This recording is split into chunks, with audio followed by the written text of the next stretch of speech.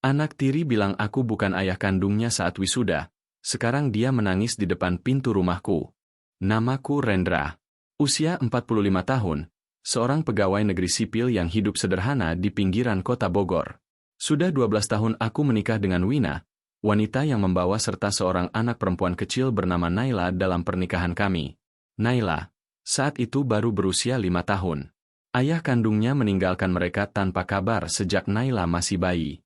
Bisa dibilang, aku adalah satu-satunya sosok ayah yang Naila kenal sejak ia bisa mengucapkan kata, Papa. Aku ingat dengan jelas saat pertama kali Naila memanggilku, Papa. Waktu itu dia jatuh dari sepeda kecilnya dan lututnya berdarah. Wina sedang di dapur, dan aku yang panik langsung membopongnya ke ruang tamu untuk membersihkan lukanya. Dengan mata berkaca-kaca, dia menggenggam tanganku dan berkata, Papa, jangan tinggalin Naila ya. Hatiku langsung meleleh. Sejak saat itu, aku mencurahkan seluruh perhatianku padanya. Meskipun bukan darah dagingku, aku menyayanginya seperti anak kandung sendiri. Aku yang mengajarinya naik sepeda, membantunya belajar berhitung, dan mengantarnya ke sekolah setiap pagi. Saat dia sakit, aku begadang di samping ranjangnya. Saat dia tampil di panggung sekolah, aku duduk di barisan paling depan, merekam semua momen dengan bangga. Kami bukan keluarga kaya, tapi kami bahagia. Atau setidaknya, aku pikir begitu. Waktu terus berlalu. Naila tumbuh menjadi gadis remaja yang cantik dan pintar. Di sekolah, dia selalu masuk peringkat atas dan aktif di kegiatan ekstrakurikuler. Setiap pencapaian kecilnya adalah kebanggaanku sebagai seorang ayah tiri. Aku yakin, seiring waktu, hubungan kami akan semakin kuat. Namun, ketika hari wisudanya SMA tiba, aku menghadapi kenyataan yang tak pernah kubayangkan sebelumnya. Hari itu, aula sekolah Naila dipenuhi oleh keluarga dan teman-teman siswa yang datang untuk merayakan kelulusan.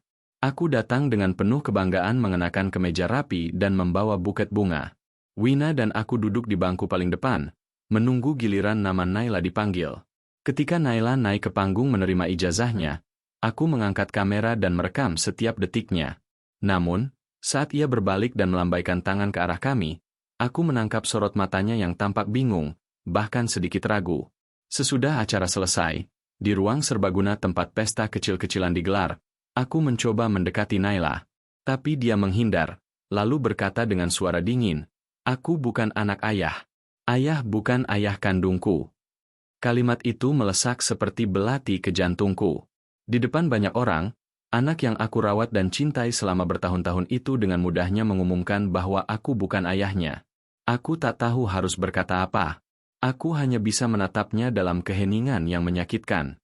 Hari-hari setelah wisuda menjadi masa-masa terberat dalam hidupku. Naila yang biasanya ceria kini berubah menjadi sosok yang dingin dan tertutup. Ia jarang berbicara denganku, bahkan saat aku berusaha memulai percakapan, ia hanya menatap kosong atau menghindar. Wina berusaha menengahi, tapi aku tahu betapa sulitnya bagi dia. Mungkin dia juga terluka mendengar ucapan Naila itu. Aku paham, karena aku bukan ayah kandung Naila, dan mungkin dalam hatinya ada rasa kehilangan sosok ayah sejati. Namun bagiku, hubungan kami lebih dari sekadar ikatan darah. Aku ingin Naila mengerti bahwa aku ada di sana untuknya, tanpa syarat. Suatu malam, aku mencoba berbicara dari hati ke hati. Naila, aku tahu aku bukan ayah kandungmu, tapi aku selalu mencintaimu seperti anakku sendiri. Aku ingin kita bisa saling percaya dan berbagi, seperti keluarga. Tapi ia hanya menunduk, tak menjawab. Rasanya seperti ada jurang yang membentang di antara kami, semakin lebar setiap hari. Beberapa minggu berlalu, aku mulai mencari tahu lebih dalam alasan kenapa Naila menolak aku sebagai ayahnya. Aku pun akhirnya memutuskan untuk bicara dengan Wina, istri sekaligus ibu angkat Naila yang selama ini aku percaya. Suatu sore, setelah makan malam, aku duduk bersama Wina di ruang tamu. Wina, aku ingin tahu, apa yang sebenarnya membuat Naila berkata seperti itu saat wisuda? Apa dia pernah merasa aku tidak cukup baik untuknya? Wina menghela napas panjang, matanya tampak berkaca-kaca. Rendra, kamu tahu, sejak ayah kandung Naila meninggalkan kami, dia merasa kehilangan besar. Bahkan kadang-kadang dia marah kepada kita semua. Aku merasa ada luka lama yang belum sembuh dalam dirinya. Aku memegang tangan Wina erat. Aku ingin membantu menyembuhkan lukanya. Aku tidak akan menyerah. Wina tersenyum kecil. Aku tahu. Tapi mungkin kamu harus lebih sabar dan memberinya ruang untuk menerima semuanya. Malam itu aku tidur dengan pikiran penuh harapan dan tekad. Aku harus menjadi ayah yang Naila butuhkan, bukan hanya ayah yang dia lihat secara fisik. Seiring waktu, aku berusaha menjadi lebih dekat dengan Naila, tanpa memaksakan dirinya. Aku mencoba memahami perasaannya dan memberinya ruang untuk mengekspresikan diri. Aku mengajaknya ikut kegiatan yang dia suka, seperti menggambar dan bersepeda. Aku juga sering mengantarnya ke kampus saat dia mulai kuliah. Perlahan, aku melihat ada celah kecil dalam tembok yang membatasi kami. Suatu hari, saat kami berdua duduk di taman kampus, Naila tiba-tiba berkata, "Papa, aku tahu kamu bukan ayah kandungku, tapi aku merasa kamu selalu ada untuk aku. Terima kasih sudah sabar dan tidak pernah menyerah." Kalimat itu membuat hatiku meleleh. Aku meraih tangannya dan berkata, "Naila, kamu adalah anakku. Bukan karena darah, tapi karena hati." Momen itu menjadi titik balik yang membahagiakan dalam hubungan kami. Namun, kebahagiaan itu tak bertahan lama. Suatu hari, ketika Naila sudah mulai terbuka padaku, datanglah seseorang dari masa lalu yang mengacaukan semuanya. Ayah kandung Naila, Arman, muncul kembali di kehidupan kami. Ia tiba-tiba menghubungi Wina dan meminta bertemu. Wina mengabari aku dengan wajah cemas. "Rendra, Arman mau bicara dengan kita. Dia bilang ingin bertemu Naila," kata Wina. Aku merasa cemas. Aku tidak tahu apa niatnya. Apakah ia benar-benar ingin memperbaiki hubungan atau hanya mencari keuntungan? Saat pertemuan itu, Arman bersikap seolah-olah ingin menebus kesalahannya. Namun, sikapnya yang kasar dan sombong membuat Naila trauma lagi. Naila menangis, dan aku memeluknya erat. "Kamu aman di sini, Naila. Aku akan selalu lindungi kamu," ucapku pelan. Kehadiran Arman memicu kegelisahan besar di dalam keluarga kami. Naila yang mulai percaya padaku kembali, kini jadi goyah karena ayah kandungnya itu terus berusaha merebut perhatian dan kasih sayangnya. Aku mencoba berdialog dengan Arman, tapi dia tetap bersikap arogan dan seakan merasa berhak atas Naila hanya karena dia ayah kandung. "Rendra, kamu tidak bisa menggantikan aku begitu saja," katanya dingin. Aku menatapnya tegas. Aku tidak ingin menggantikan siapapun. Aku hanya ingin menjadi ayah yang baik untuk Naila. Naila pun berada di antara kami, bingung dan terluka. Suatu malam, dia menangis di kamarku, berkata, "Papa, aku tidak tahu harus bagaimana. Aku merasa terpecah." Aku memegang tangannya, berjanji akan selalu ada di sisinya, apapun yang terjadi. Setelah malam itu, aku mulai berusaha lebih keras menjadi sosok yang bisa diandalkan Naila. Aku tak ingin dia merasa terombang-ambing antara dua ayah. Aku ingin dia tahu bahwa cinta dan dukungan adalah yang terpenting, bukan sekadar ikatan darah. Aku mengajak Naila dan Wina untuk ikut terapi keluarga.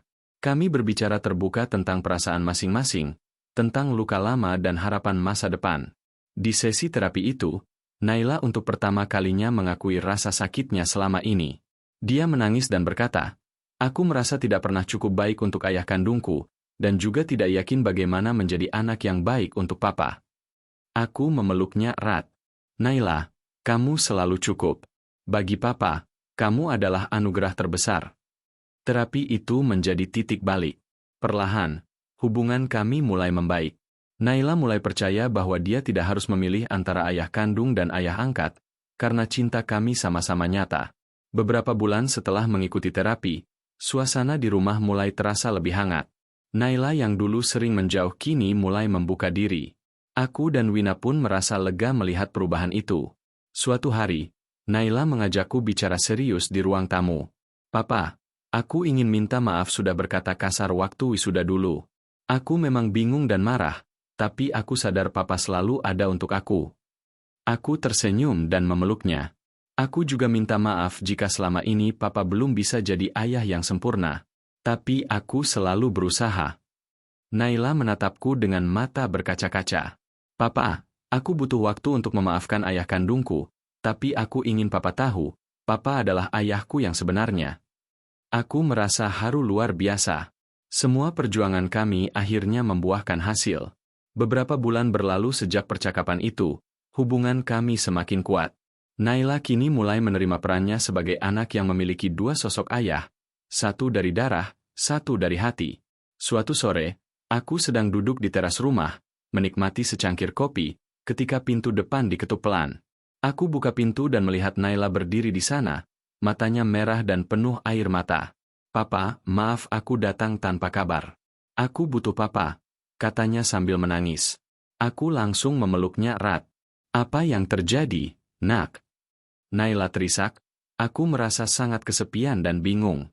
Aku sadar, papa adalah ayah yang selama ini aku butuhkan. Aku menyesal sudah meragukan cinta papa. Aku membalas pelukannya. "Tidak apa-apa, Naila. Papa selalu di sini, kapanpun kamu butuh." Kami duduk bersama di teras, membiarkan air mata kami mengalir sebagai tanda penyembuhan.